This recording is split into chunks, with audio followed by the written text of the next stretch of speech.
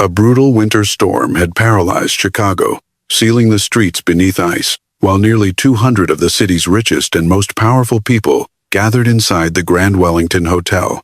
Crystal chandeliers glowed above a billion-dollar celebration, but at the center of the ballroom, a young maid in a faded blue uniform stood face-to-face with billionaire Ethan Whitmore. Only moments earlier, Emily Carter had stepped forward to steady an elderly waiter whose hands were trembling beneath a tray of wine. One careless movement sent a few drops onto Ethan's sleeve. But Ethan never asked what had happened.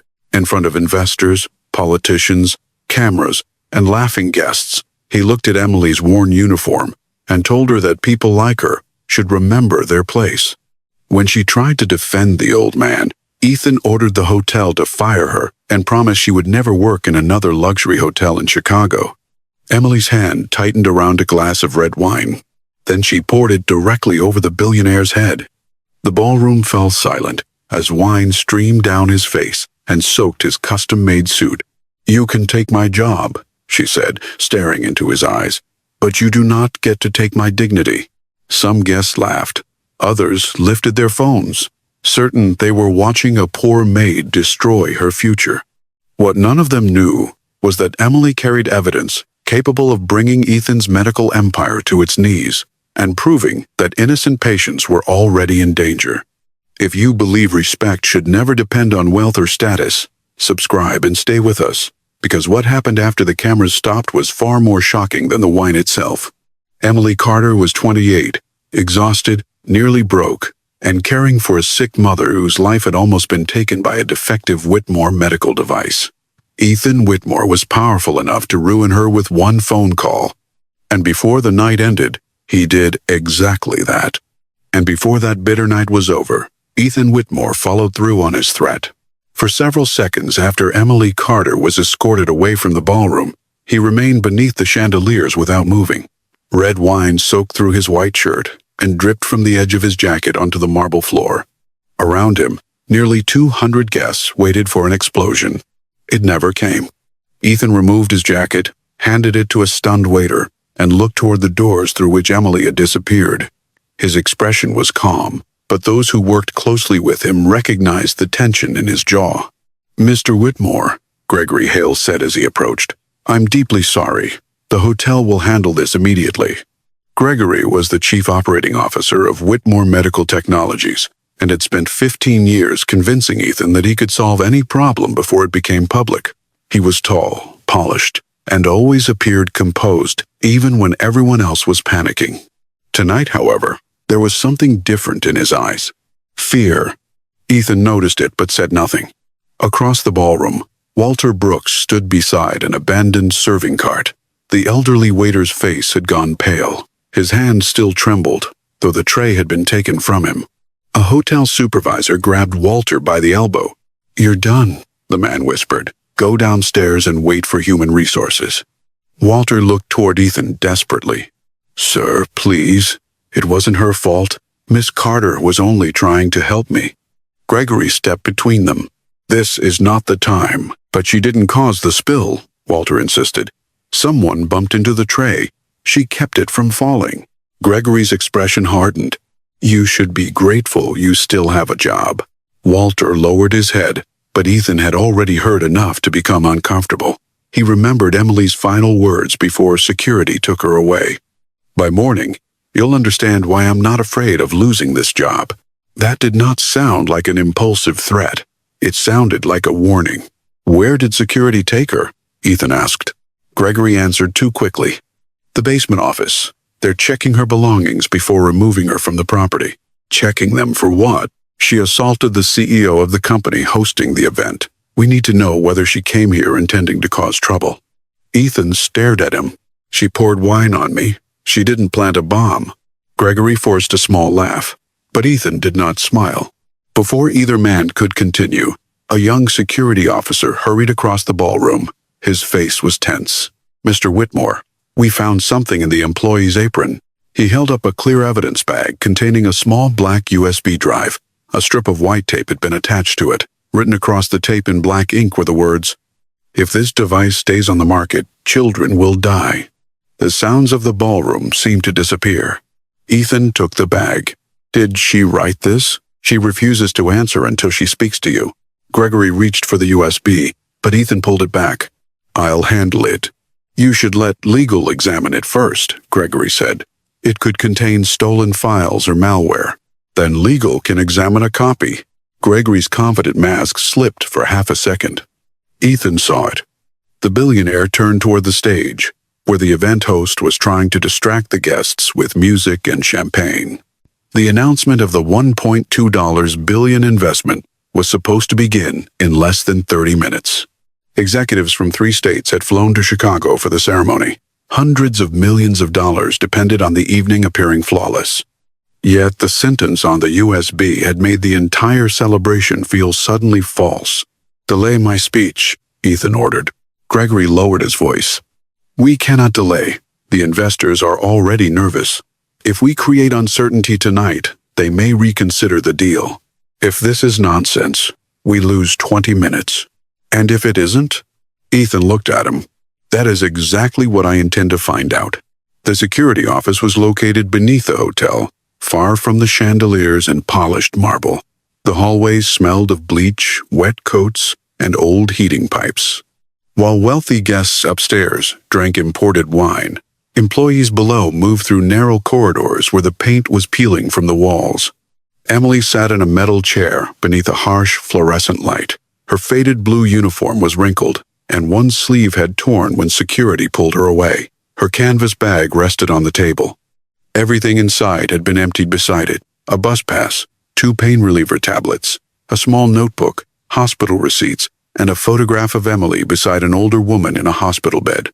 Emily looked up when Ethan entered. She did not appear frightened. That irritated him more than fear would have. The hotel manager stood beside the door with 2 security guards. She has been terminated, the manager said. Her final paycheck will be mailed. Emily gave a humorless laugh. You mean the paycheck you already threatened to withhold because I embarrassed an important guest? The manager's face reddened.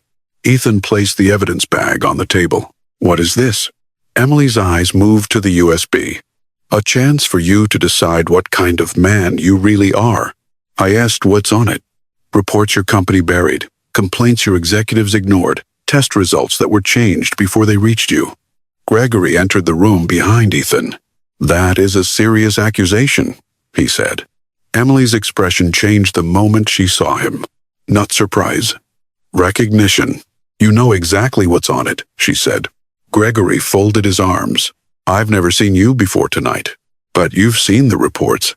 Ethan looked from one to the other. What reports? Emily reached for the hospital photograph, but a guard blocked her hand. Ethan motioned for him to step away. She picked up the picture carefully.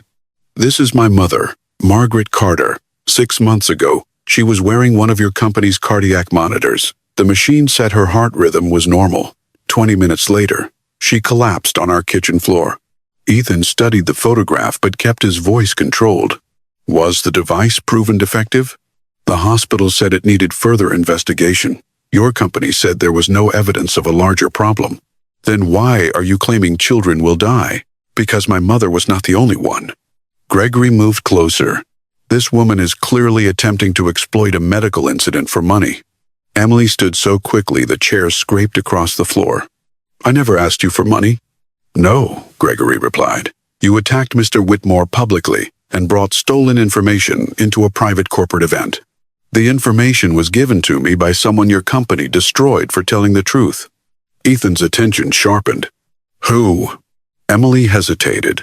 If I tell you, Gregory will reach him before you do. Gregory smiled coldly. Listen to how convenient that sounds. Emily turned toward Ethan. You built a company that makes machines people trust with their lives, but you don't know what happens beneath your own office. You sign reports, stand on stages, and let men like him decide whose pain matters. Ethan felt the insult land deeper than the wine had. You know nothing about how I run my company. I know my mother almost died while your company sent me automated emails. For the first time, Ethan had no immediate response. Gregory stepped in. We are wasting time. Call the police, recover the stolen files, and return to the investors. Emily looked directly at Ethan. If you give him that drive, the evidence will disappear. The room became still. Ethan slowly picked up the USB. "I'll have my own team examine it." "Your own team reports to him." "Then I'll examine it myself." Emily searched his face, trying to decide whether he meant it. The hotel manager cleared his throat. "Mr. Whitmore, should we contact the police?" Ethan glanced at Emily's torn uniform, the hospital receipts scattered across the table, and the photograph she held protectively against her chest. "No." Gregory stared at him.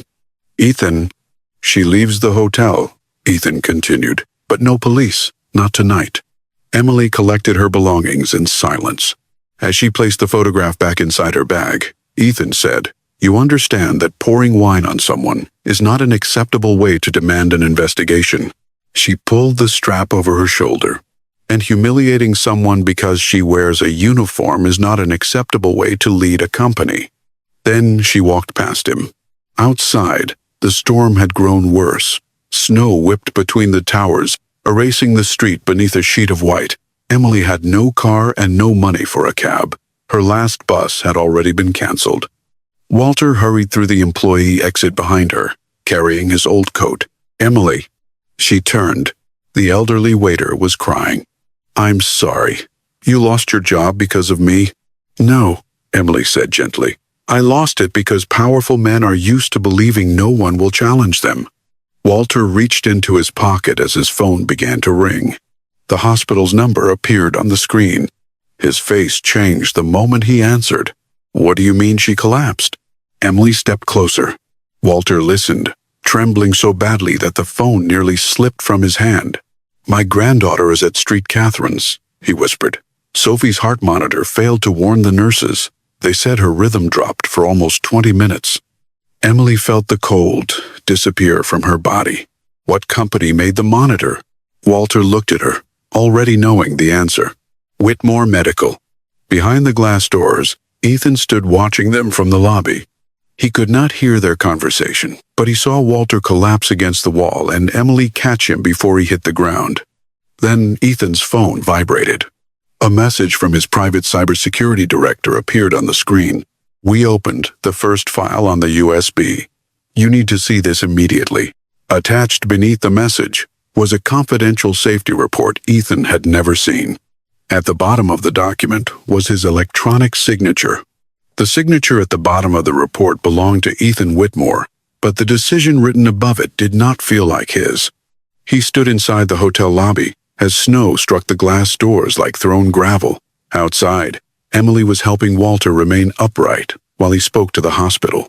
Inside, Ethan enlarged the confidential document on his phone and read the final line again. "Continued distribution is authorized pending further review." Below it appeared his name, title, and electronic approval code. The report concerned the CardioSafe M7, Whitmore Medical's newest portable heart monitor. Hospitals across the country had ordered thousands of units, but the hidden report described a device that could mistake a dangerous, irregular rhythm for harmless electrical interference. When that happened, no alarm sounded. The danger simply disappeared from the screen. Ethan called his private cybersecurity director. "Who changed this report?" "We're tracing the metadata now," the man replied. "The original was written by Daniel Reyes in quality control. The conclusion was revised 3 days later through executive credentials." "Whose credentials?" A pause followed. "Gregory Hale's office." Ethan turned. Gregory stood across the lobby speaking with 2 investors, his posture relaxed, though his eyes kept returning to Ethan's phone. "Send me every version," Ethan said.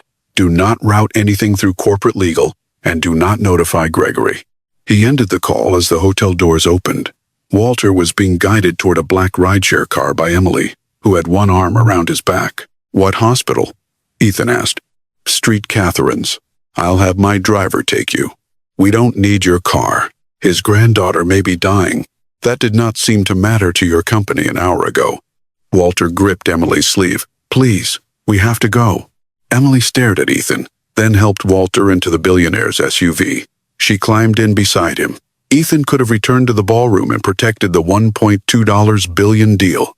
Instead, he entered the front passenger seat. Emergency vehicles crawled through the storm. Walter kept calling the hospital, but every update sounded worse. Sophie had regained consciousness, then lost it again. Doctors were preparing medication while trying to understand why her monitor had failed to alert the nurses. Emily held Walter's hand and watched the city vanish behind snow-covered windows. Ethan watched her in the mirror. Her anger at the hotel had made her seem fearless. Now he saw the exhaustion beneath it: red eyes, cracked hands, and one finger wrapped in a cheap bandage. She had not poured the wine because she enjoyed causing a scene. She had reached a point where silence felt more dangerous than losing everything. That did not excuse her action, but it made his own behavior much harder to excuse. 6 months earlier, Emily had been standing in a kitchen barely large enough for 2 people when her mother collapsed. Margaret Carter had lived with heart disease for years, but she treated illness like an inconvenience that could be defeated by stubbornness. That night, Margaret complained of pressure in her chest.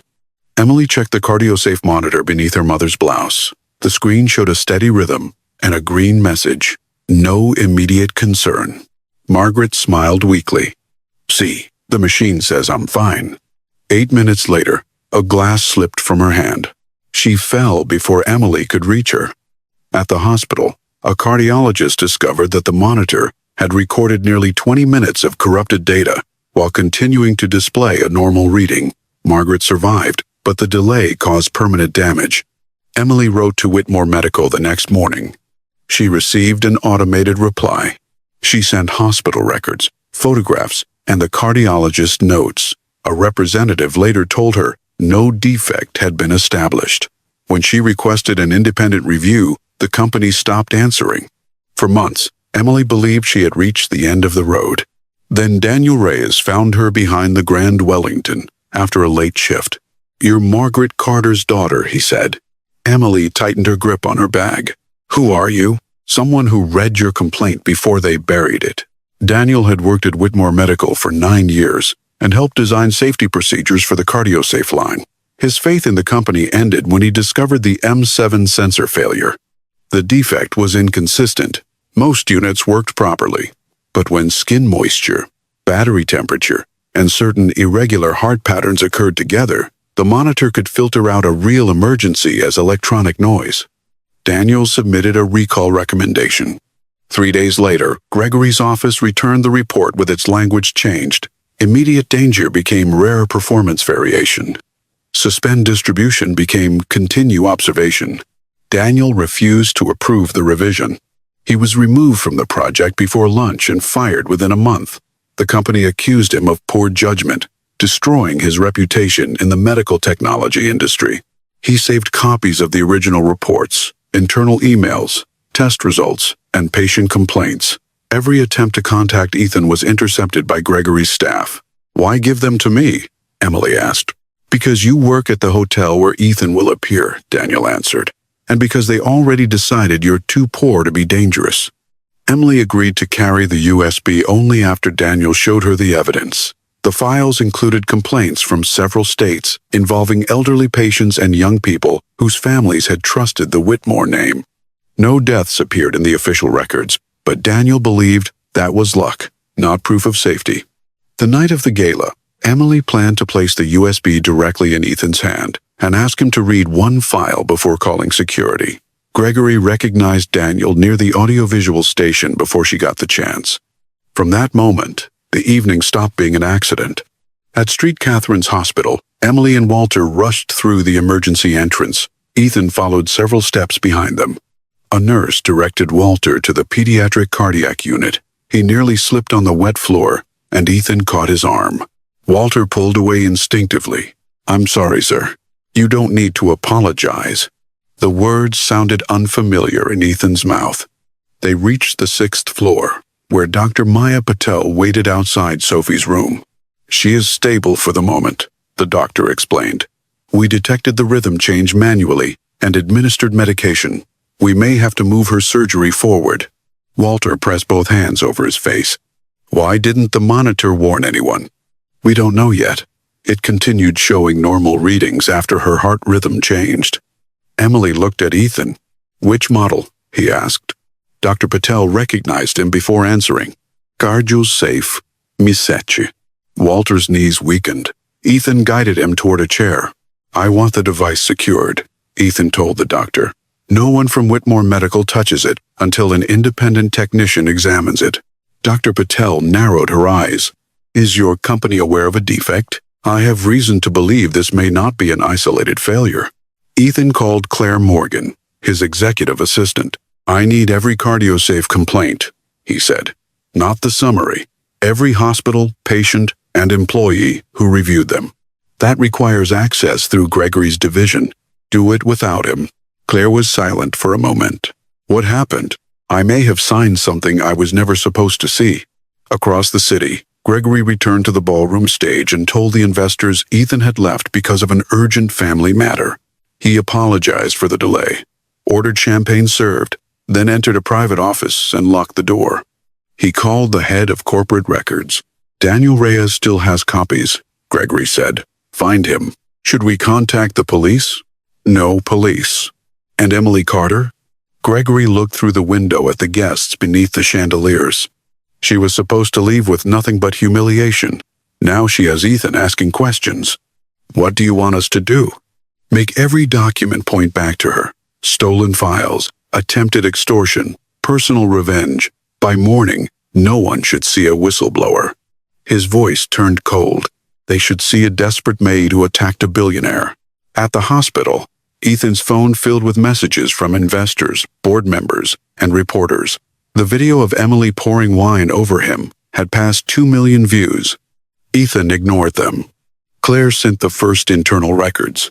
7 patient complaints had been closed without independent testing. 4 employees who questioned those closures no longer worked for the company. Daniel's name appeared on every original review. Then Ethan found an email Daniel had sent directly to his executive inbox 11 months earlier. "Urgent. Patient safety risk request for direct review." The message had been opened, but not by Ethan.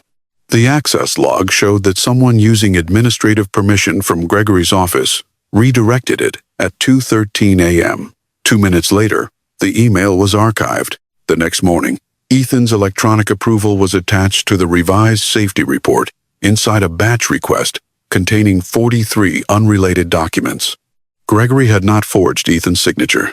He had hidden a life or death decision inside paperwork Ethan signed without reading. Ethan stared through the glass wall of Sophie's room. The little girl lay beneath white blankets, almost colorless, surrounded by machines. Emily stood beside Walter, speaking softly to him. For years, Ethan believed danger came from outsiders. He had never considered that the greatest threat might be the man beside him for 15 years. His phone vibrated again. The message came from an unknown number. A photograph appeared first. Daniel Reyes was standing outside a convenience store, unaware that someone was watching him from across the street. Beneath the image were 6 words: "Stop digging or he disappears tonight." The message on Ethan's phone turned the danger surrounding the CardioSafe device into something far more personal. Someone was watching Daniel Reyes, and whoever sent the photograph knew Ethan had begun investigating. He immediately called Claire Morgan. "Find Daniel before Gregory's people do," Ethan ordered. "Use private security, not anyone connected to the company." "What should I tell the board?" "Nothing." Ethan ended the call and looked toward Sophie's hospital room. Through the glass, nurses moved quickly around the 8-year-old girl while Walter sat beside her bed, holding one of her small hands between both of his. Emily noticed the change in Ethan's expression. "What happened?" "Daniel may be in danger." Her face tightened. "How do you know?" Ethan showed her the photograph and the warning beneath it. For the first time since the ballroom confrontation, Emily looked genuinely frightened. "That picture was taken tonight." "How can you tell?" "He was wearing that jacket when he met me near the hotel." Ethan enlarged the image. A gas station sign appeared behind Daniel, but the street name was blurred by snow. Claire's team began searching nearby businesses and traffic cameras. Emily called Daniel. The phone rang 4 times before going to voicemail. She tried again. No answer. "Send him a message," Ethan said. "Do not mention that we know he is being followed." Emily typed carefully. "Are you safe? Sophie's monitor failed. We need to talk." The message showed as delivered, but Daniel did not respond. Inside Sophie's room, an alarm sounded. Walter jumped to his feet as Dr. Maya Patel and two nurses rushed to the bed. Sophie's heart rhythm had become unstable again. Her face turned pale, and her fingers curled weakly around her grandfather's hand. "Mr. Brooks, we need you to step outside," Dr. Patel said. Walter refused to move until Emily gently pulled him away. The door closed between him and his granddaughter. Through the glass, the medical team adjusted medication while another nurse disconnected the CardioSafe monitor and replaced it with hospital equipment. Walter pressed one hand against the window. "She was smiling this morning," he whispered. "She asked me to bring her strawberry ice cream after surgery. Now that machine nearly let her die while everyone thought she was safe." Ethan stood a few feet away, unable to defend the company whose name was printed across the discarded monitor. For years, he had watched doctors praise Whitmore Medical for making advanced care available outside intensive care units. He had accepted awards, signed expansion plans, and repeated that the company's devices gave families peace of mind. Now he understood how dangerous peace of mind could become when it was built on false information. After several tense minutes, Sophie's rhythm stabilized. Dr. Patel stepped into the hallway. "She needs surgery sooner than planned," she said. "We are contacting the surgical team now. The procedure is complicated, but delaying it has become more dangerous." Walter's voice shook. "The insurance company hasn't approved the full cost." "I'll cover it," Ethan said. Walter turned toward him. "The surgery, the hospital stay, the medication, everything." Emily stepped between them. "You cannot solve every failure by writing a check. I'm trying to keep a child alive." "And what about the families who never reach a room where a billionaire happens to be standing?" Ethan's jaw tightened. "Would you rather I do nothing?" "I would rather you stop pretending generosity is the same as responsibility." Walter looked from one to the other. "Please," he said quietly. "Not here." Emily immediately stepped back. She placed a hand on his shoulder and apologized. Ethan did not. Not because he believed he was right, but because Emily's words had struck too close to the truth. He arranged payment through a private medical foundation rather than Whitmore Medical. Then he ordered the hospital to preserve the failed monitor, its battery, internal memory, and every recording from Sophie's room. Dr. Patel agreed only after Ethan signed a statement, allowing an independent laboratory to control the investigation. Outside the hospital, the storm continued. Inside, another kind of storm was beginning. The ballroom video had spread across every major social media platform. One clip showed Emily pouring the wine. Another captured Ethan telling her that people like her should remember their place. News channels began asking whether the billionaire CEO had threatened a hotel employee for defending an elderly waiter. Whitmore Medical's public relations department prepared a statement, calling Emily's actions an unprovoked assault. Gregory approved it without Ethan's permission. By midnight, reporters had discovered Emily's name, employment history, and address. Several articles described her as a disgruntled worker who had entered the gala carrying stolen corporate information. Gregory then called Ethan. "You need to return to the hotel," he said. "The investors are preparing to leave. A child nearly died because one of our devices failed. We do not know that. The monitor displayed normal data during a cardiac emergency. One malfunction does not prove a systemic defect." Ethan walked away from Emily and Walter. Why was Daniel Reyes's original report changed? Gregory was silent for half a second. Daniel was unstable. His conclusions were rejected by qualified reviewers. Then why was his email removed from my inbox? "I have no idea what you are talking about. Someone using credentials from your office redirected it." Gregory's voice became colder. "You are accepting accusations from a maid who humiliated you in public and a former employee who hates this company. I'm looking at internal records. You are looking at fragments selected to create a story." Ethan glanced through the glass at Sophie. "What story does an 8-year-old girl collapsing beside our monitor create?" Gregory lowered his voice. "The story investors hear depends on what you say next. Return to the hotel, deny the accusations, and we can control this. And if I refuse, the board will begin asking whether you are still capable of protecting the company." The call ended. Ethan looked at his reflection in the dark hospital window. The wine stains remained on his shirt beneath his coat. Hours earlier, he had considered those stains humiliating. Now they felt insignificant. Emily's phone suddenly rang. Daniel's name appeared on the screen. She answered immediately. "Daniel, where are you?" Heavy breathing came through the speaker. "Emily, listen carefully. I don't have much time. Someone is following you." Ethan received a photograph. Daniel went silent. Ethan moved closer, but Emily raised one hand, warning him not to speak. "Sophie's device failed," she said.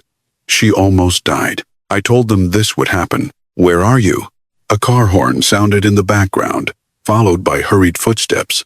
"They found my apartment," Daniel whispered. "My computer is gone. They took the paper files, but they don't have everything. Tell me where you are. We can send help." "No. I don't know who Ethan's security people report to." Emily looked at Ethan.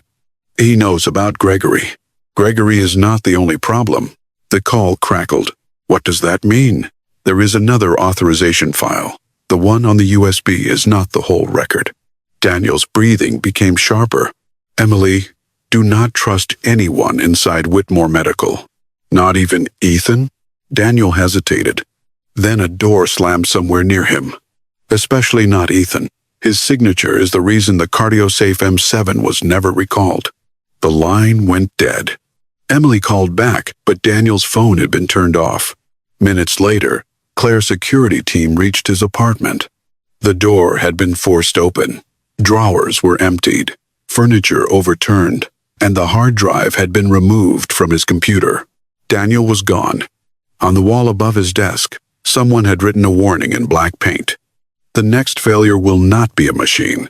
The warning on Daniel's wall made one thing impossible to ignore. Whoever had buried the truth was no longer protecting a product. They were protecting themselves. Emily stood inside Daniel's ruined apartment while snow blew through the broken kitchen window. Papers covered the floor. Drawers had been ripped from cabinets, and the desk where Daniel once stored his evidence had been split open. Nothing valuable appeared to have been taken except the computer, the hard drives, and every document connected to Whitmore Medical. This was not a robbery. It was an erasure. Ethan's private security team searched the rooms, while Claire Morgan coordinated with the police from the hallway. Ethan stared at the black words painted above the desk. "The next failure will not be a machine." Emily turned toward him. "Daniel said your signature kept the device on the market. I heard him. And I did not knowingly approve a defective product." "That is not what I asked." Ethan faced her. "What do you want me to say?" "The truth. I already told you the report was hidden inside a batch of documents." Emily stepped closer, her voice low but steady. "You run a medical company. Your signature can place a machine beside someone's hospital bed. It can tell doctors to trust a screen. It can convince families they are safe. You do not get to sign 43 documents without reading them and then act as though the consequences belong only to Gregory." The accusation struck harder because Ethan could not dismiss it. He had built his reputation on speed. Decisions that took other executives weeks often took him minutes. Investors called it brilliance. Business magazines praised his instinct. Employees learned that bringing him problems without solutions was a career-ending mistake. So Gregory had brought him solutions. Clean summaries, reassuring conclusions, carefully selected numbers. Ethan had rewarded efficiency, without asking what had been removed to create it. "My negligence is not proof that I wanted anyone hurt," he said. "No," Emily replied, "but it may be proof that you made it easy." Claire entered the room before Ethan could answer. "The police found Daniel's car 3 blocks away," she said. "The driver's door was open. His phone was under the seat." "Any blood?" Emily asked. "None. There are footprints leading toward the train station, but the storm covered most of them." Ethan looked at Claire. "Pull every station camera." "We are trying. Half the city's network is down." Emily picked up a photograph from the floor. It showed Daniel standing beside a group of engineers in front of a Whitmore medical factory. Gregory was near the center, smiling with one hand on Daniel's shoulder. On the back, Daniel had written a date and one sentence. "The day I still believed telling the truth would matter." Emily handed it to Ethan. "You trusted Gregory for 15 years. Why?" "He worked for my father before he worked for me." "That does not answer the question." Ethan studied the photograph. When my father died, Gregory kept the company from collapsing. Suppliers were threatening lawsuits. Banks wanted control. I was 26, and every person in the boardroom expected me to fail. Gregory stayed. So you stopped questioning him. I believed loyalty had to mean something. Emily looked around the destroyed apartment. To Gregory, it did. It meant knowing exactly how far your trust could be used. Ethan did not defend him again. By morning, Sophie had been moved into surgery preparation. Walter refused to leave the hospital, and Emily promised to return before the operation began. But first, she agreed to go with Ethan to Whitmore Medical's headquarters, where Claire had secured access to records Gregory's division could not delete remotely. The building rose above the Chicago River, like a wall of black glass. Emily entered through the private executive lobby, wearing the same faded blue uniform she had worn at the gala. Security guards recognized her from the viral video. Some stared. One whispered to another before quickly looking away. Ethan noticed. "She is with me," he said. The guards immediately straightened. Emily gave him a cold glance. "They should have respected me before you said that." He had no answer. On the 42nd floor, Claire opened a restricted conference room. Several monitors displayed archived emails, safety reports, approval histories, and employee records. The evidence formed a pattern. Patient complaints had been separated from one another so no reviewer would see how similar they were. Reports from hospitals in Illinois, Ohio, Pennsylvania, and Michigan described the same failure. A dangerous rhythm appeared in the raw data but never triggered an alarm. Each complaint had been closed by a different department. Each department believed the case was isolated. Gregory's office was the only place where all the reports met. Ethan found Daniel's original recommendation: immediate suspension of CardioSafe M7 distribution pending sensor review. The revised version read, continued monitoring recommended. No systemic safety threat identified. At the bottom appeared Ethan's approval. Emily stood behind him. How many people were wearing these devices? Claire checked the sales records. More than 18,000 units were distributed before the newer model replaced them. About 6,400 may still be in use. Emily went still. And no one warned them? Claire shook her head. Ethan closed his eyes briefly. A recall could cost hundreds of millions of dollars. It could destroy the investment deal, trigger lawsuits, and close 3 factories. But every hour of silence now carried a different cost. Prepare an emergency suspension notice, he said. Claire looked at him. The board has to approve a nationwide recall. I said suspension. No new shipments. Notify hospitals to use backup monitoring until the investigation is complete. A voice came from the doorway. You will do no such thing. Gregory entered with 3 board members and 2 corporate attorneys. His expression was calm, but his eyes fixed on Emily. This room contains confidential information, he said. She has no authorization to be here. She brought us the evidence, Ethan replied. She brought stolen files into a private event, assaulted you in front of investors, and has now gained access to our internal systems. Every minute she remains here creates another legal disaster. Emily stepped forward. The legal disaster is the machine that nearly killed Sophie. Gregory ignored her. He placed a folder on the table. Inside were copies of Emily's employment records. One page showed that she had been fired from a downtown office complex 2 years earlier, after being accused of stealing cash. Ethan looked at her. Emily's face changed, not with guilt, but with recognition. That accusation was false. Gregory opened another document. According to the manager, you entered a locked office and removed company property. The property was a payroll ledger, which did not belong to you. It proved he was stealing overtime from immigrant workers. Gregory smiled slightly. That is your version. It is the truth. Truth seems to appear wherever you need it. Ethan studied Emily. Were charges filed? No, because the manager knew an investigation would expose him. He fired me and threatened everyone who worked there. Gregory turned to the board. This is exactly what she does. She takes documents, creates accusations, and presents herself as the defender of powerless people. Then she waits for someone wealthy enough to pay. Emily's hands tightened. You think everyone has a price because you do. One of the attorneys interrupted. We need to control the situation. The gala video is already damaging the company. If we announce a safety review now, the market will assume the worst." "What if the worst is true?" Ethan asked. The room fell silent. Gregory's voice softened. "Ethan, listen to yourself. Last night, this woman humiliated you. Today, you are allowing her to influence decisions that affect thousands of employees. She did not alter the reports. She has not proven who did. The metadata came from your office. Administrative credentials are shared by dozens of employees. Daniel's email was redirected through your system because Daniel was unstable and bypassed procedure." Emily moved beside Ethan. Every person who told the truth became unstable after Gregory needed them silent. Gregory's eyes hardened. "You are finished here," he signaled to security. Ethan stepped between Emily and the guards. "No one touch her." The words echoed through the room. For the first time, Gregory's confidence broke. Not completely, just enough. The board members exchanged uneasy looks. Ethan ordered Claire to continue preparing the hospital warning. One board member reminded him that issuing it without approval could violate company policy.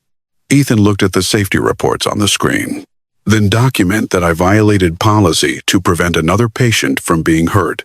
Gregory leaned close to him.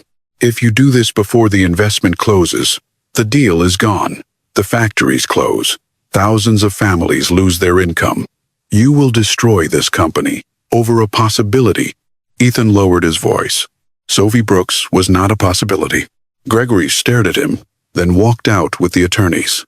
Emily watched the door close. "He will not stop. Neither will I." "You say that now, because the evidence is in front of you. What happens when the board removes you?" Ethan turned toward her. "Do you think I care more about my chair than a child's life? I think you cared more about a stained sleeve than an old man's dignity." The truth of the sentence settled between them. Ethan did not argue. Later that afternoon, he drove Emily home so she could check on Margaret before returning to the hospital. Her apartment building stood above a laundromat on a narrow street buried beneath dirty snow. Inside, the heat barely worked. Margaret sat near the kitchen window beneath two blankets. She was thinner than in the hospital photograph, but her eyes were sharp.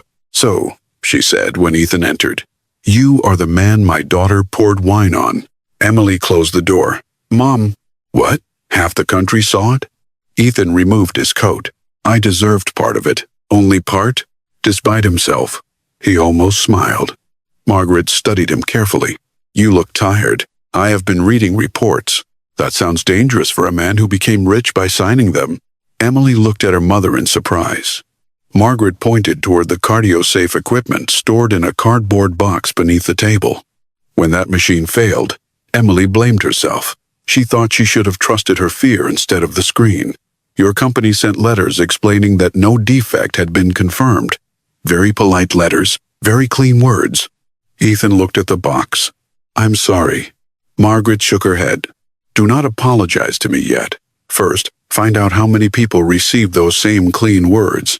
Emily placed medicine and water beside her mother. Ethan noticed overdue bills tucked beneath a bowl and a list of medications written in careful handwriting. He understood then that Emily's anger was not built from one humiliating night. It had been formed through months of being ignored by people protected by offices, assistants, and legal language. Claire called before he left. "We found Daniel." Emily immediately moved closer to the phone. "Where?" A bus station camera caught him entering a maintenance corridor. He left through an employee exit and took a cab to Cicero. Our team traced him to an abandoned repair shop owned by a former coworker. "Is he alive?" Ethan asked. "Yes, but he refuses to come out unless Emily is there." An hour later, they reached the repair shop. Daniel stood behind a locked steel door holding a tire iron. His face was bruised, and dried blood marked one side of his collar. When he saw Ethan, he raised the weapon. "You brought him?" "He came to help," Emily said. "He signed the approval." "I know." Daniel looked at Ethan. "Do you know what your signature did?" "It kept the device on the market." "It did more than that." Daniel lowered the tire iron and opened a hidden cabinet. Inside was a small audio recorder wrapped in plastic. "I kept one file off the USB," he said. "I needed proof they could not explain away as altered data." He pressed play. Gregory's voice filled the dark repair shop. A second man warned that a child in the clinical trial had died after the M7 failed to trigger an alarm. Gregory responded without hesitation. If we report that death as device-related, the launch is over. Change the classification, remove Daniel from the review, and place the authorization in Ethan's approval batch. He signs what we put in front of him. The recording ended. No one spoke. Daniel looked directly at Ethan. The child's name was Noah Bennett. He was 7 years old. Then he placed another document on the table. It was the original death report. And beneath Gregory's instructions was a handwritten note proving that someone else on the board had approved the cover-up. The handwritten note beneath Gregory's instructions belonged to Charles Mercer, chairman of the Whitmore Medical Board, and one of the men who had helped Ethan's father build the company. That single line changed everything. Gregory had not acted alone. Someone powerful enough to control the board had known a child died during the CardioSafe trial and had chosen to protect the launch instead of the truth. Ethan read the note twice. Proceed as discussed. Protect the transaction at all costs. Mercer approved the classification change, Daniel said. Gregory carried it out. After Noah Bennett died, they blamed an undiagnosed condition and removed the monitor from the final report. Why didn't the family sue? Emily asked. They signed a settlement before they understood what happened. Gregory called the payment an act of compassion. How much? Ethan asked. $200,000. The number was less than Ethan had spent decorating the ballroom where Emily had poured wine on him. He called Claire and ordered an emergency press conference. Daniel grabbed his arm. If you announce this before we secure the remaining files, Mercer will destroy everything. If I stay silent, hospitals keep using the device. Emily studied Ethan. What exactly are you planning to say? The truth. Truth is not one speech, she replied. It is what happens after the stock falls, the investors leave, and your board blames everyone except you. Then stay close enough to make sure I do not walk away. I am not here to save you, I know. By noon, reporters filled the media center at Whitmore Medical. The communications team had prepared a statement accusing Emily of theft and attempted extortion. Gregory stood behind the curtain with Mercer, both expecting Ethan to repeat it.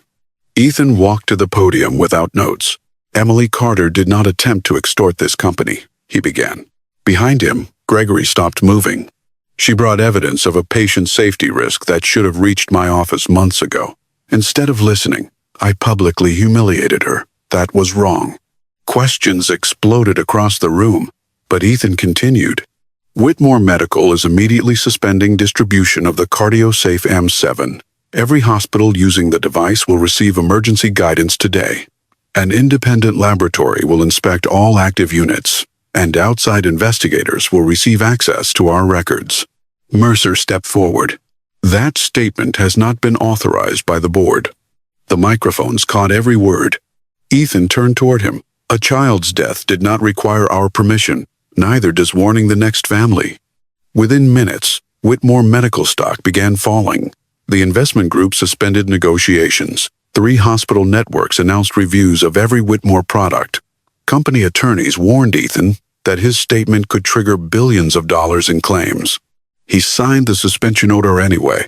Emily watched from the hallway with Daniel and Claire. Some employees looked at her with respect.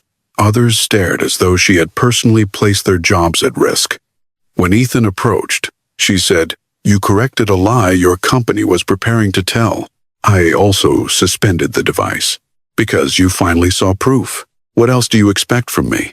I expect you to understand that doing the right thing after every other choice disappears is not courage. It is the beginning of responsibility. You think nothing I do will ever be enough. You are still measuring this by whether I forgive you." The answer silenced him. "This is not about making me feel better," Emily continued. "Noah Bennett is dead. My mother has permanent heart damage. Sophie is preparing for surgery. Daniel lost his career. You cannot repair all of that by defending me at a podium." Ethan looked away. Powerful men were often praised for admitting small mistakes. Emily refused to reward him for taking the first honest step.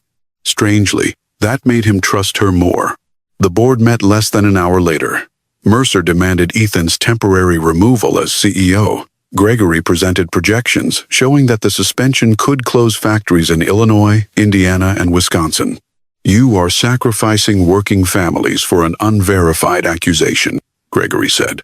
Ethan placed Noah Bennett's original death report on the table. "A 7-year-old boy is not an accusation." Mercer claimed his handwritten note referred only to preserving the launch schedule. Gregory argued Daniel's recording might have been edited. The board voted to restrict Ethan's access to several systems until the evidence was authenticated. As the meeting ended, Gregory leaned toward him. "By tonight, you may discover this company belongs to the people willing to protect it. A company that survives by burying children does not deserve protection." Gregory smiled. "Tell that to the factory worker who cannot pay his mortgage next month." The threat worked because innocent employees would suffer. Gregory had built a trap in which every honest decision carried pain. That afternoon, Emily stood outside headquarters while reporters surrounded her. "I did not expose this company to destroy jobs," she said. "I exposed it because patients deserve to know when a device may fail. Workers deserve a company they can be proud of, not one that uses their paychecks as a shield for executives." The statement spread quickly. So did the attacks. Anonymous accounts published Margaret's address and medical records. Edited videos made Emily appear to threaten Ethan. Former supervisors were offered money to call her unstable. By evening, strangers stood outside her apartment, shouting that she was a liar who wanted to bankrupt the company. Margaret was alone when an object struck the window. The sound startled her. She reached for her medication, knocked the bottle to the floor, and collapsed beside the kitchen table. Emily arrived minutes later and found her mother barely conscious. At the hospital, doctors said Margaret had suffered a dangerous stress-related episode. She would recover, but only if she remained under observation. Emily stood beside the bed, shaking with anger. "This is Gregory. We do not have proof yet," Ethan said. "He released her records. I am tracing the source." "You have been tracing sources while people around me keep getting hurt." Ethan did not defend himself. "I will place security outside this room and your apartment. I do not need guards for the rest of my life. I need you to build a company where telling the truth does not make someone a target. I am trying." "Then protect Daniel. Protect the employees who are still afraid to speak. Protect the families who cannot call you directly. What do you need? A system that does not depend on whether the CEO happens to feel guilty." That night, Ethan returned to the medical education center his mother had founded. In a locked desk, he found a letter she had written during the final year of her life. "Success will surround you with people who make bad news disappear. Be careful. The moment everyone becomes afraid to disappoint you is the moment you stop leading and start being managed." Gregory had manipulated him, but manipulation had flourished because Ethan rewarded certainty and punished hesitation. Employees learned to bring him victories, not warnings. He called Claire. "Prepare a public list of every cardio-safe complaint. Remove patient names, but include the dates, hospitals, and outcomes. The attorneys will fight it. Let them. And the board? Tell them I am freezing my salary, bonuses, and voting compensation until the investigation ends." Claire hesitated. "Several former quality employees contacted us after Emily's statement. They say original test records are stored at the Aurora facility outside the city. Does Gregory know?" "He authorized a records transfer this morning. The files are scheduled for destruction tonight as routine disposal." Ethan immediately called Emily. "I found the original records," he said. "Gregory is trying to destroy them." "Where?" "The Aurora storage facility." "I am coming." "No, stay with your mother. If those files include the names of other patients, I am coming." Daniel insisted on joining her. He knew the archive system and could identify the correct servers before they were erased. Ethan sent security ahead, but a highway collision delayed them in the storm. Emily and Daniel reached the facility first. The warehouse appeared abandoned. One security light flickered above the side entrance. Daniel used an old employee code that should no longer have worked. The door opened. "That means Gregory never removed my credentials," Daniel whispered. "Why would he leave them active?" A sound echoed from inside. Metal scraping across concrete. They entered the records wing. where rows of files stood beside backup servers. Several boxes had already been soaked with chemical solvent. Daniel connected a portable drive to the main terminal. 7 minutes, he said. That is all I need. Emily photographed labels and patient case numbers. Then the steel door slammed shut behind them. The lights went out. Daniel ran to the handle, but it would not move. A sharp smell spread through the darkness. Smoke. Someone had locked them inside and set fire to the records. Outside, Ethan's SUV turned into the parking lot, just as flames appeared behind the upper windows. He jumped out before the vehicle stopped. Through the smoke-covered glass, he saw Daniel striking the door with a metal chair. Then he saw Emily beside the server rack, trying to protect the only drive containing the evidence. A burning beam crashed between them. Emily disappeared beneath the smoke. And for the first time in his life, Ethan ran into a building without knowing whether his money, his name, or his power could save anyone. Ethan had spent his entire life believing that every crisis could be controlled if a person moved quickly enough, paid enough, or called the right people. But as smoke poured from the warehouse and Emily vanished behind the flames, none of those things mattered. He wrapped his coat around his face and ran toward the side entrance. One of his security officers grabbed his arm. "Mr. Whitmore, the fire department is 3 minutes away. Emily is inside. So is an active chemical fire." Ethan pulled free. "Then you can explain the danger after we get her out." The steel door would not open. Daniel struck it from the other side while Ethan and 2 guards slammed a metal cart against the frame. On the third impact, the lock tore away. Smoke exploded into the hallway. Daniel stumbled out first, coughing violently. Blood ran down the side of his face, and one leg dragged behind him. "Where is Emily?" Ethan demanded. Daniel pointed toward the server room. "She went back for the drive." Ethan stared at him in disbelief. "Why would you let her do that? I was trapped under a shelf. She pulled me free and told me the files were the only proof Gregory could not rewrite." A burning panel fell from the ceiling behind them. The guards tried to force Ethan back, but he entered the records wing before they could stop him. The heat struck like a solid wall. He could barely see more than a few feet ahead. Metal shelves twisted beneath the flames. Boxes of patient records burned along the floor, their pages turning black before lifting into the smoke. Emily. No answer. He moved deeper into the warehouse, using his sleeve to cover his mouth. His eyes burned. Every breath felt like swallowing broken glass. Then he saw a hand beneath a collapsed shelf. Ethan dropped to his knees. Emily lay on the floor with one arm wrapped around a portable drive. A fallen beam pinned the lower part of her uniform. Her eyes were closed, but she was breathing. He lifted the beam enough to drag her free. Her eyes opened. "The drive," she whispered. "Forget the drive." "No, it is not worth your life. It has the patient files." Ethan stared at her. Even half-conscious, she was still protecting strangers who would never know her name. He took the drive, slipped it inside his shirt, and lifted her into his arms. By the time they reached the exit, firefighters were rushing into the building. Paramedics placed Emily on a stretcher and fitted an oxygen mask over her face. She grabbed Ethan's wrist before they carried her away. "Danielle, he is alive. The files?" Ethan pressed one hand against his chest, where the drive rested beneath his shirt. Safe. Only then did she release him. Police officers secured the property. A surveillance camera near the rear entrance had captured a man using Gregory's security authorization to enter the building 20 minutes before the fire started. Another camera showed the same man leaving with an empty fuel container. Gregory denied any involvement. He claimed an employee must have stolen his credentials. The explanation might have created doubt if Daniel had not recorded the steel door locking from the outside. Emily's photographs also showed solvent poured over the archive boxes before the first flames appeared.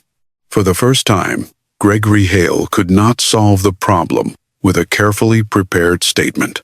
He was taken into custody for questioning before dawn. Charles Mercer immediately tried to separate the board from him. In an emergency press release, Mercer described Gregory as a rogue executive who had acted without authorization. He praised Ethan for suspending the CardioSafe device, while privately blaming him for allowing Emily and Daniel into a restricted facility. Ethan read the statement from a hospital waiting room. His hands were burned, his shirt was black with smoke, and the wine stains from the gala had blended with ash. Claire sat across from him with a laptop open. "They are calling an emergency board meeting at 9, she said. "Mercer wants to suspend you before the investigators question him." "What about Emily?" "The doctors say she inhaled smoke and has a fractured ankle, but she will recover." "And Daniel?"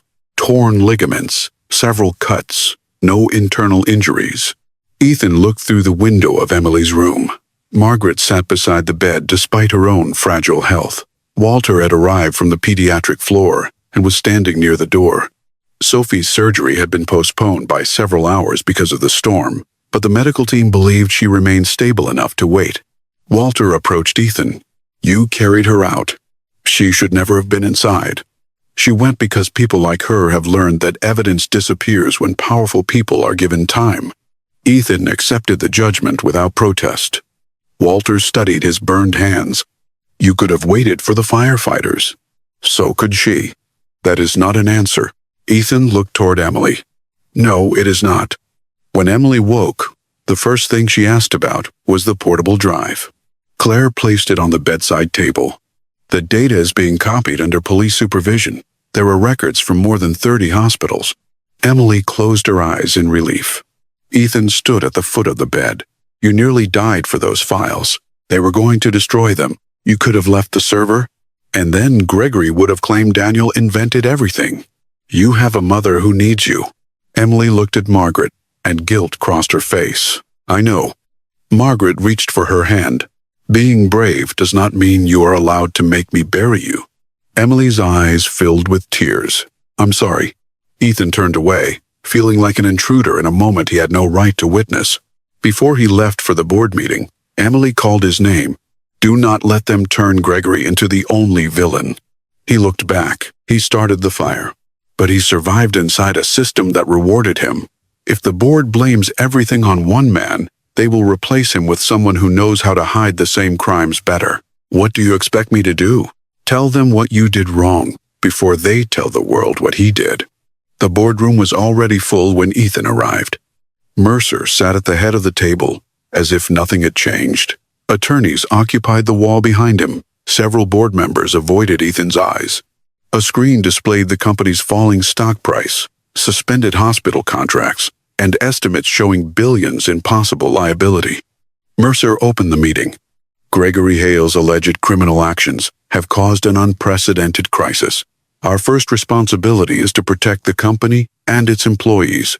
"Our first responsibility was to protect patients," Ethan replied.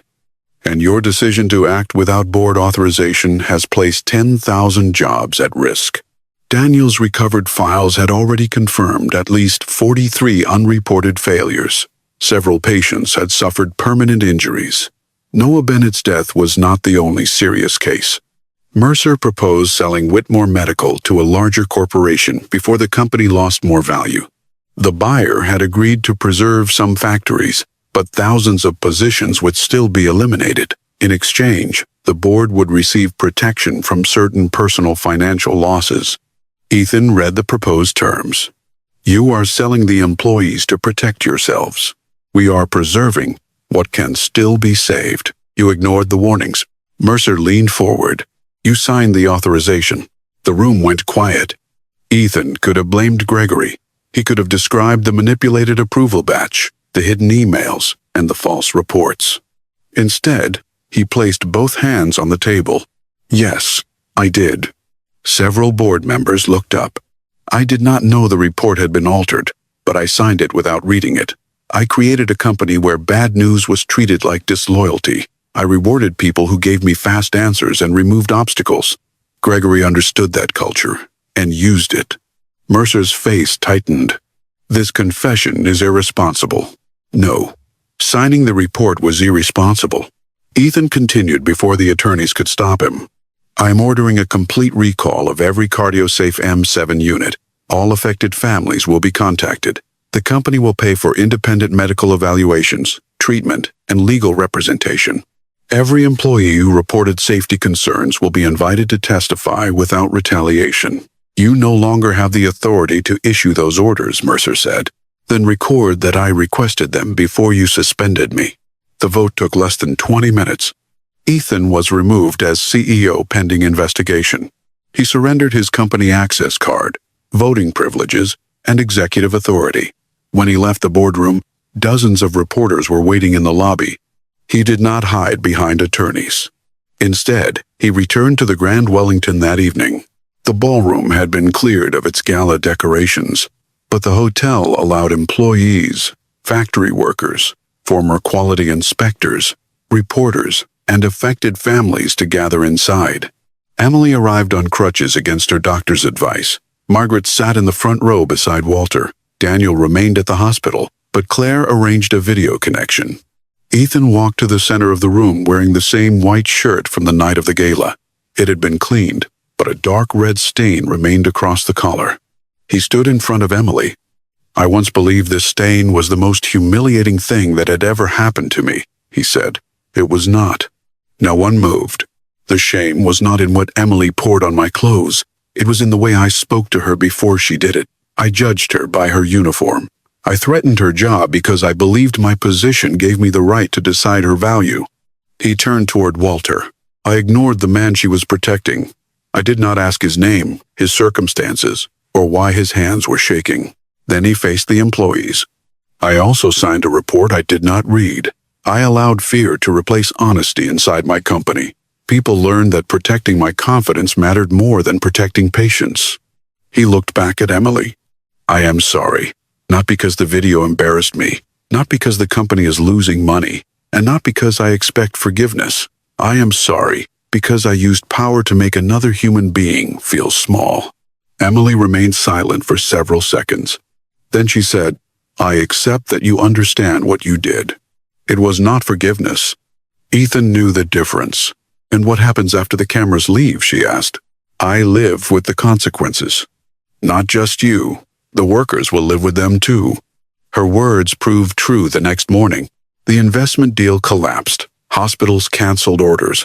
Factory employees received warnings that layoffs might begin within weeks. Anger spread quickly. Some workers thanked Emily for exposing the truth. Others accused her of destroying their families. Outside Whitmore Medical's largest factory, protesters held signs with her photograph and the words, "She cost us our jobs." Emily went to speak with them. A man named Frank Lawson stepped from the crowd. He had worked at the factory for 22 years. "My daughter starts college next fall," he said. "My wife is recovering from cancer. If this plant closes, what do I tell them?" Emily did not offer him an easy answer. "You tell them executives hit a dangerous defect and used your job to keep everyone silent. That does not pay my mortgage." "No, it does not." "Then why should we thank you?" "You should not thank me. You should demand that the people who caused this crisis sacrifice as much as the workers." Ethan arrived without security and stood beside her. Several employees shouted at him. He listened.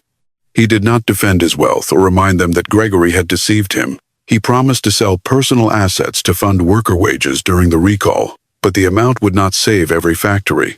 That afternoon, the board scheduled a final vote to sell the company. Mercer already had enough support.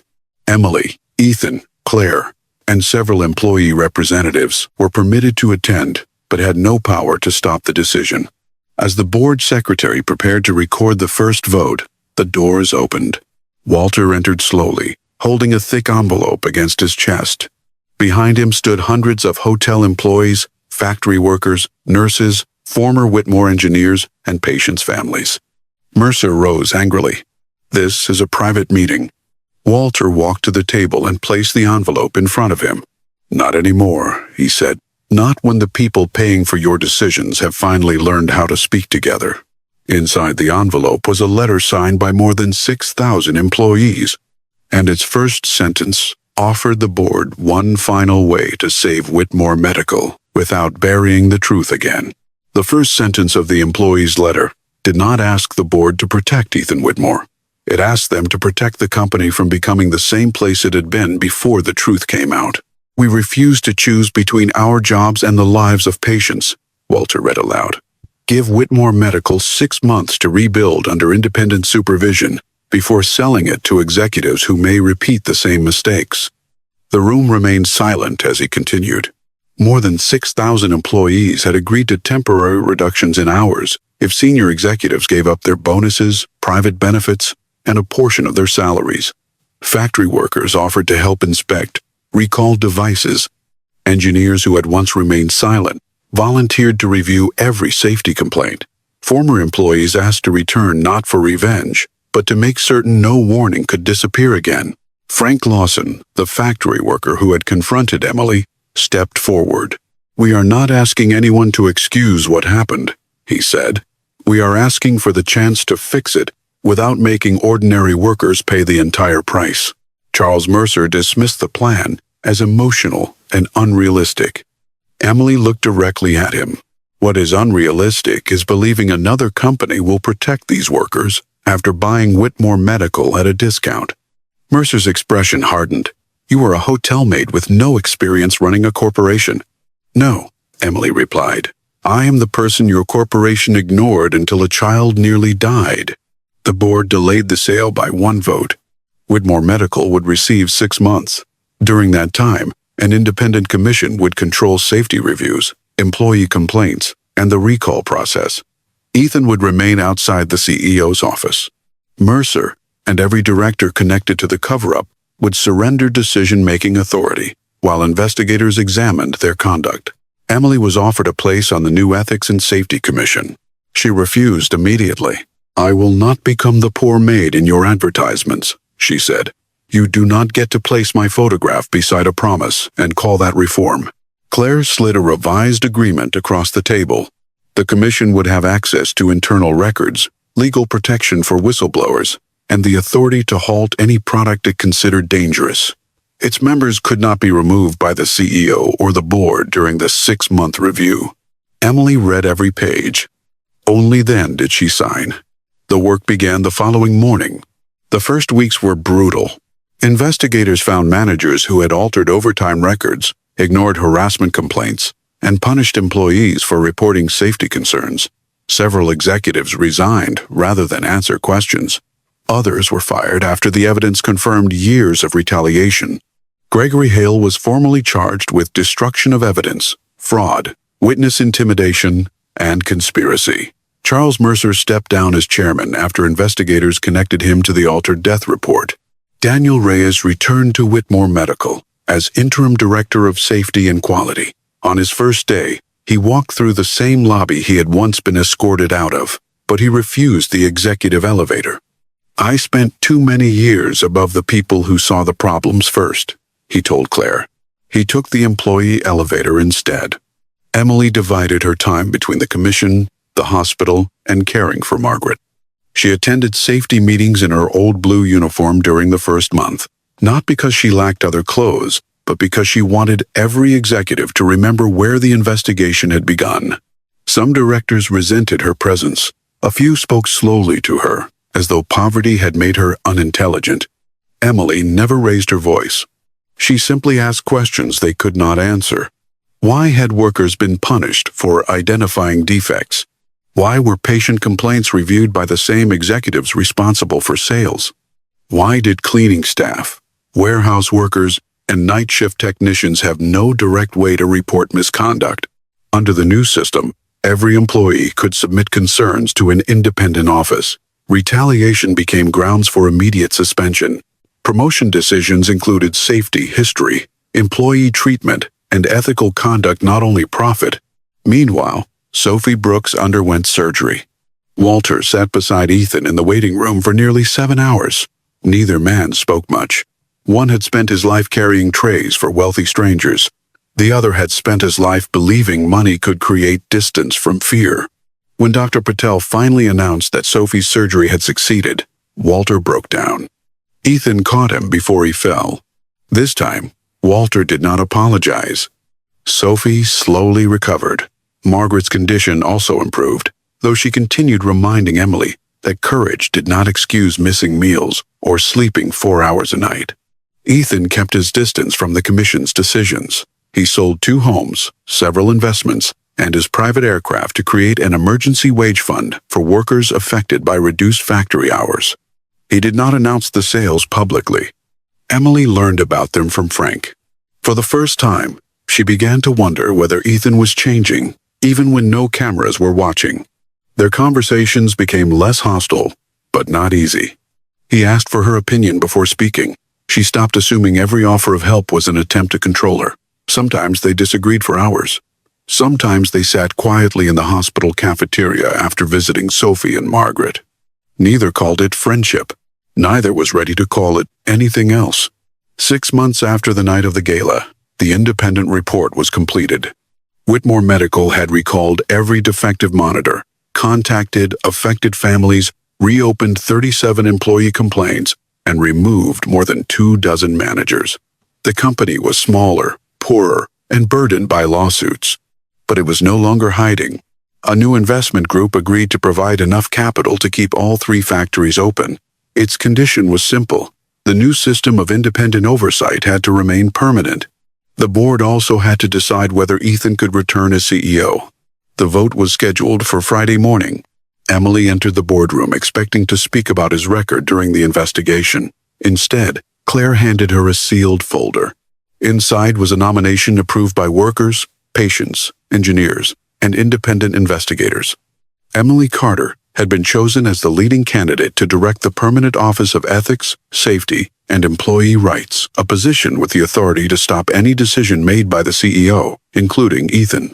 6 months earlier, no one in that room had cared enough to ask her name. Now they were waiting to learn whether she would accept enough power to change the company forever. 6 months earlier, Emily Carter had entered the Grand Wellington Ballroom as a maid whose name no one bothered to remember. Now she stood before the Whitmore Medical Board, while every person in the room waited for her decision. Emily looked down at the nomination in her hands. Director of the Office of Ethics, Safety, and Employee Rights. The position would operate independently from the CEO and the board. It would have the authority to suspend unsafe products, protect whistleblowers, reopen employee complaints, and stop any decision that placed profits above patients. It was more power than Emily had ever imagined holding. It was also more responsibility than she had ever wanted.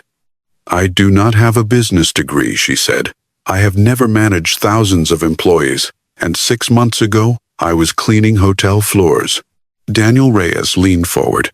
"That is exactly why they chose you." Emily looked at him. "You know what it feels like when a complaint disappears," Daniel continued.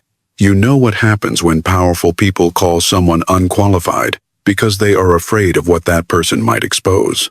Claire placed another document beside the nomination.